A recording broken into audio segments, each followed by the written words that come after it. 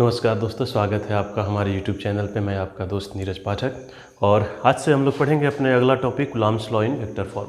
हम लोगों ने पढ़ लिया था इलेक्ट्रिक चार्ज के बारे में, प्रॉपर्टी ऑफ इलेक्ट्रिक चार्ज के बारे में, और कल पढ़ा था हम लोगों ने कूलम्ब्स लॉ के बारे में और उस पर कुछ हम लोग छोटे छोटे न्यूमेरिकल डिस्कस किए थे और भी ज़्यादा न्यूमेरिकल। देखिए, 2 न्यूमेरिकल सफिशिएंट नहीं है, तो हम लोग क्या करेंगे कि और भी ज़्यादा न्यूमेरिकल लेके उसको सॉल्व करेंगे। तो यूट्यूब पे तो वो संभव है नहीं, क्योंकि उतना सारा वीडियो बना करके उतना पॉसिबल है नहीं। तो उसके लिए मैं सोच रहा हूँ कि बहुत जल्द मैं टेलीग्राम चैनल एक बनाऊँगा। मुझे उतना आइडिया नहीं है कि कैसे बनता है, पर मैं कुछ सीख के कुछ जान के टेलीग्राम चैनल बनाऊँगा और उसका लिंक डिस्क्रिप्शन में दे दूँगा। और उस पर हम लोग क्या करेंगे कि कोई भी डाउट होगा उस पर डिस्कस किया करेंगे। एक हम लोग टीम बनाएंगे, किसी को कोई भी डाउट हो, जैसे होता है ना चैट वाला, तो उसमें हम लोग क्या करेंगे कि टीम बनाएंगे और सॉल्व करेंगे। ठीक, तो आज हम लोग अपना अगला टॉपिक है उसको कवर करते हैं। जो अगला टॉपिक है हम लोगों का है Coulomb's law in vector form. तो देखिए ज़रा ध्यान से एक बात दिमाग में रखिए कि जो कूलम्ब्स लॉ से हम लोगों ने क्या निकाला था भाई, फोर्स निकाला था। और फोर्स कैसी क्वांटिटी है? फोर्स हमारी वेक्टर क्वांटिटी है। तो सिर्फ हम कूलम्ब्स लॉ में फोर्स ये लिख देना 1/4 pi epsilon naught Q1 Q2 by R square, क्या ये सफिशिएंट आपको लगता है? ये सफिशिएंट नहीं है। क्यों? क्योंकि ये सिर्फ और सिर्फ क्या बता रहा है? फोर्स का मैग्नीट्यूड बता रहा है। हमें क्या निकालना है? इसका डायरेक्शन निकालना है। ठीक, तो डायरेक्शन के साथ हमें फोर्स को लिखना है, तो वो हम समझते हैं कैसे कैसे। ठीक, तो Coulomb's law in vector form हम लोगों को पढ़ना है। सबसे पहले हम लोग ये मानते हैं कि मेरा 2 चार्ज है, एक Q1 है और एक Q2 है। Q1 का जो पोजीशन वेक्टर है वो क्या है? R1। यहाँ पे मैंने लिख दिया है कि let position vector of charge Q1 is R1। जो ये मेरा Q1 चार्ज है उसका पोजीशन वेक्टर R1 है, और जो मेरा ये Q2 चार्ज है उसका पोजीशन वेक्टर क्या है? R2 है। ठीक, ये जो Q2 चार्ज है इसका पोजीशन वेक्टर R2 है। अच्छा, हम एक R वेक्टर लेते हैं। ये वेक्टर R वेक्टर को हम लोग क्या लिख सकते हैं? R21। इसको हम क्या बोलेंगे कि position vector of 2 with respect to 1। जरा ध्यान से जो मेरा R1, ये टर्मिनोलॉजी एक बार क्लियर हो जाए तो ज़्यादा बेहतर है, बार बार कन्फ्यूजन नहीं करना है। ठीक, तो सबसे पहले देखिए R1 जो है, R1 क्या है? Position vector of Q1। Position vector of Q1 with respect to origin है। R2 क्या है? Position vector of Q2 with respect to origin है। और जो ये R है, या फिर इसको हम क्या बोले, R21, ये क्या है? Position vector of 2 with respect to 1। ओरिजिन के रिस्पेक्ट में नहीं, हम किसके रिस्पेक्ट में ले रहे हैं? इसके रिस्पेक्ट में, R1 के रिस्पेक्ट में, सॉरी Q1 के रिस्पेक्ट में। तो देखिए हम वही लिखे R बोलिए, या फिर इसको हम लोग क्या लिखते हैं? R21 vector. तो जो R21 वेक्टर क्या है? Is position vector of Q2 with respect to Q1। अच्छा, अगर यही मेरा वेक्टर जो है पोजीशन, हम यहाँ से लेके यहाँ तक चलते हैं, मतलब यहाँ पे हम एक रफ बना रहे हैं कि यहाँ से लेके हम यहाँ तक चलते हैं, तो इसको हम लोग क्या लिखते हैं? R12। इसका मतलब क्या? Position vector of 1 with respect to 2। ठीक, तो ये हम बाद में क्लियर कर देंगे, इसमें कोई ज़्यादा दिक्कत नहीं है। अच्छा, तो R21 को हम लोग क्या लिख सकते हैं? Position vector of 2 with respect to 1। इसको हम लोग क्या लिखेंगे? R2 minus R1। R2 minus R1 क्या होगा भाई? Position vector of 2। हम लोग पढ़े होंगे, ट्रायंगल लॉ से हम लोग निकाल लेंगे वेक्टर। जो ट्रायंगल का एक लॉ होता है वेक्टर में, उससे हम लोग क्या देखेंगे कि R21 क्या होगा? R2 माइनस R1 के बराबर होगा। अच्छा, फिर देखिए, तो इसका मॉड वैल्यू पता करें तो मॉड वैल्यू क्या हो जाएगा? R2 माइनस R1 का मॉड। और यूनिट वेक्टर अगर हमें निकालना है तो हमें यूनिट वेक्टर निकालने आता है। यूनिट वेक्टर क्या होगा भाई? जो मेरा यूनिट वेक्टर होगा वो R वेक्टर बाई उसके मॉड से हम डिवाइड कर देंगे। तो सेम हम किए कि R वेक्टर जो ये है और उसके मॉड से हम लोग डिवाइड कर दिए, तो ये मेरा क्या आ गया? Unit vector. अब देखिए यहाँ से हम लोग का मतलब शुरू होता है। ये तो हम लोग छोटा छोटा टर्मिनोलॉजी अभी पढ़ लिए। टर्मिनोलॉजी पढ़ने के बाद एक बात बताइए, हम लोग ये बोलते हैं कि मान के चलते हैं ये Q1 की वजह से Q2 पे जो फोर्स लग रहा है ये फोर्स है, इसको हम लोग क्या नाम देते हैं? F21। F21 का मतलब क्या? कि फोर्स ऑन 2 ड्यू टू 1। अच्छा, और इस पे हम लोग एक फोर्स, इस पे फोर्स जो Q1 पे लग रहा है ये फोर्स क्या होगा? F12, force on 1 due to 2।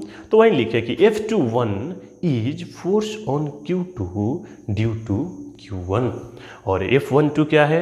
F12 is force on Q1, F12 is force on Q1 due to Q2। ठीक, तो ये टर्मोलॉजी है। अब बताइए हम F21 अगर हमको निकालना होगा तो हम क्या लिखेंगे भाई? हमें कूलम्ब्स लॉ से पता है 1/4 pi epsilon naught Q1 Q2 by R21 का स्क्वायर। इतना तक तो हमें पता है भाई कि अगर हमें F21 निकालना है तो हम क्या रखेंगे? R21। R21 is what? Position vector of 2 with respect to 1। अच्छा, एक बात बताइए, अगर हमें इस फोर्स को वेक्टर फॉर्म में लिखना है तो क्या हम यूनिट वेक्टर से मल्टीप्लाई कर दें तो क्या कुछ दिक्कत? यूनिट वेक्टर का मतलब क्या कि अब देखिए, अब मैं जो मेरा फोर्स था अब ये कैसा बन गया? वेक्टर बन गया। यूनिट वेक्टर से मल्टीप्लाई करने से कोई दिक्कत नहीं है क्योंकि इसका मैग्नीट्यूड क्या होता है? 1 होता है। अच्छा, तो अब हम लिखेंगे 1/4 pi epsilon naught Q1 Q2 by R21 का स्क्वायर। अच्छा, यूनिट वेक्टर को हम लोग क्या लिख सकते हैं? R21 वेक्टर बाई R21 का मॉड। कोई दिक्कत? कुछ भी दिक्कत नहीं, सिंपल एक हम स्टेप कर रहे हैं। इसको हम लोग लिखे 1/4 pi epsilon naught Q1 Q2 by R21 का क्यूब और ये क्या हो जाएगा? R21 vector. तो ये मेरा आ गया F21 वेक्टर, मतलब फोर्स ऑन 2 ड्यू टू 1 अगर हमें निकालना है तो ये क्या हो गया मेरा? एक सिंपल सा फॉर्मूला। अच्छा, अगर हम ये करें कि R21 के जगह हम लोग क्या लिख सकते हैं? R2 - R1 लिख सकते हैं। R21 के जगह हम लोग R2 - R1 लिख सकते हैं। तो इसकी जगह अगर हम R2 - R1 लिख दें तो बस हम स्टेप बढ़ा रहे हैं, कुछ कर नहीं रहे। जो है ये आप लोगों को आता होगा, Q1 Q2 by R2 - R1 का क्यूब और ये क्या हो जाएगा? R2 vector minus R1 vector. किसी को कोई दिक्कत? ये बस सिंपल सा है, हमने कुछ नहीं किया। बस समझने वाली बात ये है, एक इम्पॉर्टेंट बात है, ये बात सब लोग कान खोल के सुन के लिख लो। कौन सी बात? कि देखिए, हमें F21 निकालना है तो हमें क्या लिखना होगा? R21। अगर हमें फोर्स ऑन 2 ड्यू टू 1 निकालना है तो हमें position vector of 2 with respect to 1 लिखना है। ठीक। अच्छा, एक चीज़ और, कभी कभी सवाल में क्या करता है? लोचा हो जाता है। लोचा का मतलब क्या कि सवाल ये प्लस माइनस दे देगा। जैसे मान के लिए हमने फोर्स लगाया, Q1 Q2 लगाया, ये कब लगा दिया? जब दोनों सेम है तब ना भाई रिपेल करेगा। लेकिन जब दोनों एक प्लस है एक माइनस है तो दोनों क्या करने लगेगा? अट्रैक्ट करने लगेगा। तो कभी कभी किताब में कन्फ्यूजन मतलब आ जाता है कि क्या करे, कि कब कौन साइन लगाए। कुछ नहीं करना है, सिंपल सी F21 है, R21 ही लिखेंगे। अगर लेकिन चार्ज जो लिखेंगे वो विथ प्रॉपर साइन लिखेंगे। विथ प्रॉपर साइन का मतलब क्या कि अगर चार्ज एक प्लस है एक माइनस है तो प्लस माइनस लिखेंगे, और अगर चार्ज दोनों प्लस है तो सेम चार्ज लिखेंगे, उसमें कोई दिक्कत नहीं है। तो यहाँ पे हम लिख देते हैं कि वी हैव टू राइट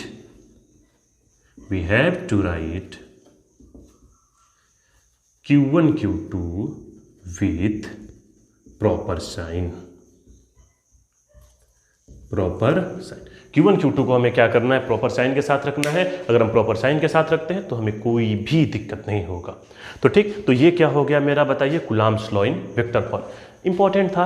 अच्छा, ठीक। तो अब हम इसको क्या करते हैं? रफ कर देते हैं, और इस पर हम लोग क्या करेंगे? कुछ न्यूमेरिकल करते हैं। न्यूमेरिकल बहुत इंपॉर्टेंट है। न्यूमेरिकल करने से पहले एक दो चीज़ हम छोटा चीज़ है वो हम बता देते हैं आप लोगों को, ताकि आप लोगों को पता हो जाए। एक मिनट, देखिए कुछ छोटा चीज़ में क्या है। सबसे पहला चीज़ बताए थे सुपरपोजिशन प्रिंसिपल, सबको पता होना चाहिए। सुपरपोजिशन प्रिंसिपल क्या बोलता है? बहुत सिंपल है, सुपरपोजिशन प्रिंसिपल। देखिए सुपरपोजिशन प्रिंसिपल क्या है ना, कि मान के चलते हैं ये मेरा Q1 है, यहाँ पे Q2 है, यहाँ पे Q3 है, यहाँ पे Q4, ऐसे ही ढेर सारे चार्ज है। बताइए Q1 ये क्या करेगा? इस पे फोर्स लगाएगा, इसको क्या लिखेंगे? F12, force on 1 due to 2। ये क्या करेगा? इस पे फोर्स लगाएगा, F13, force on 1 due to 3। ये क्या करेगा? इस पे फोर्स लगाएगा, F14, force on 1 due to 4। सवाल हमसे मतलब सुपरपोजिशन क्या बोलता है कि ढेर सारे चार्जेज की वजह से अगर एक चार्ज पे हमें फोर्स निकालना है तो हम क्या करेंगे, इन सारे फोर्सेस को क्या करेंगे, वेक्टरली जोड़ देंगे। मतलब अगर हमें F नेट निकालना है तो हम लोग क्या करेंगे कि F12 plus F13 plus F14 plus so on. यही मेरा क्या है, सुपरपोजिशन प्रिंसिपल है। सुपरपोजिशन प्रिंसिपल मतलब क्या बोलता है कि अगर नेट फोर्स निकालना है तो हम क्या करेंगे, सारे फोर्सेस को कैसे जोड़ देंगे, वेक्टरली जोड़ देंगे। सिंपल सी बात है, ठीक। तो ये हो गया सुपरपोजिशन प्रिंसिपल, इसमें कोई दिक्कत नहीं है, कुछ भी नहीं है सुपरपोजिशन प्रिंसिपल, ठीक। एक छोटा सा चीज़ है, एक थ्योरम है, लेमीज थ्योरम, ये आप लोग को पता होना चाहिए, क्योंकि मैं इसलिए अभी बता दे रहा हूँ क्योंकि ये सवाल में पूछता है, लेमीज थ्योरम के मतलब यूज होता है। देखिए बिना उसके भी आप सवाल कर सकते हैं, लेकिन अगर वो आपको मिल जाता है तो मतलब सवाल जल्दी हो जाता है। तो हम लोग एक छोटा सा थ्योरम है लेमीज थ्योरम, लेमीज थ्योरम के बारे में जान लेते हैं। तो देखिए लेमीज थ्योरम क्या बोलता है, बहुत लोगों को पता भी होगा, शायद 11th में पढ़ लिए होंगे, अगर नहीं पढ़े होंगे तो पढ़ ले। लेमीज थ्योरम देखिए क्या बोलता है कि किसी एक पॉइंट पे 3 फोर्स लग रहा है, F1 F2 F3। एक पॉइंट है P, इस पे क्या हो रहा है, 3 फोर्स लग रहा है। मान लेते हैं कि ये एंगल अल्फ़ा है, ये एंगल बीटा है और ये एंगल क्या है, गामा है। एक पॉइंट पे 3 फोर्स लग रहे हैं सच दैट, एक पॉइंट पे 3 फोर्स लग रहे हैं सच दैट, इस तरीके से लग रहे हैं कि F1 plus F2 plus F3 क्या है, 0 है। तो अगर ऐसा लग रहा है तो F1 बाई साइन अल्फ़ा का जो रेशियो होगा F2 बाई साइन बीटा के रेशियो के और F3 बाई साइन गामा के रेशियो के बराबर होगा, ठीक। तो ये बहुत इंपॉर्टेंट है, इसको ध्यान रखना होगा। ये जो थ्योरम है मतलब लेमीज थ्योरम बताता है, और बहुत सारे मतलब क्वेश्चन में हमें इसका यूज करेंगे तो हम जल्दी से आसानी से सॉल्व कर सकते हैं, सॉल्व कर लेंगे, ठीक। तो ये लेमीज थ्योरम हो गया। अब देखिए इस पे मैं 2-4 अभी न्यूमेरिकल, 1-2 न्यूमेरिकल, ज़्यादा नहीं, 1-2 न्यूमेरिकल दे दूंगा। उसके बाद हम लोग इसको यहाँ सॉल्व भी नहीं करेंगे, हम लोग कहाँ सॉल्व करेंगे, अपने टेलीग्राम का जो चैनल हम बनाएंगे उसके लिंक पे हम लोग इसको मतलब उस पेज पे हम लोग इसको क्या करेंगे, सॉल्व कर देंगे अच्छे से, ठीक। एक छोटा सा सवाल करा देते हैं, उसके बाद हम 1-2 सवाल आप लोगों को होमवर्क में दे देते हैं, और जो आंसर होगा कमेंट में तो नहीं बता सकते, उतना नहीं लिख सकते हैं, लेकिन हाँ टेलीग्राम के माध्यम से हम लोग जुड़ेंगे एक दूसरे से बहुत जल्द, ठीक। तो देखिए एक छोटा सा सवाल, जैसा हमने अभी सवाल कराया था उसी पे हम सवाल लिखते हैं। बहुत सिंपल सवाल है। अभी हम देखिए सवाल तो बहुत सारे हैं, वेक्टर फॉर्म में बहुत सारे सवाल हैं, लेकिन जो हम लोग अभी Coulomb's law in vector form पढ़े उसी से रिलेटेड एक छोटा सा सवाल कर लेते हैं, उसके बाद आज का लेक्चर हम लोग क्या करेंगे, ख़त्म कर देंगे। तो देखिए सवाल क्या है कि एक चार्ज है Q1, एक चार्ज है Q2, नहीं Q1 Q2 नहीं, नाम दे देते हैं। ये चार्ज है 5 माइक्रोकूलाम, ये चार्ज है 6 माइक्रोकूलाम। ये चार्ज रखा गया है 3i cap, 4j cap, 8k cap.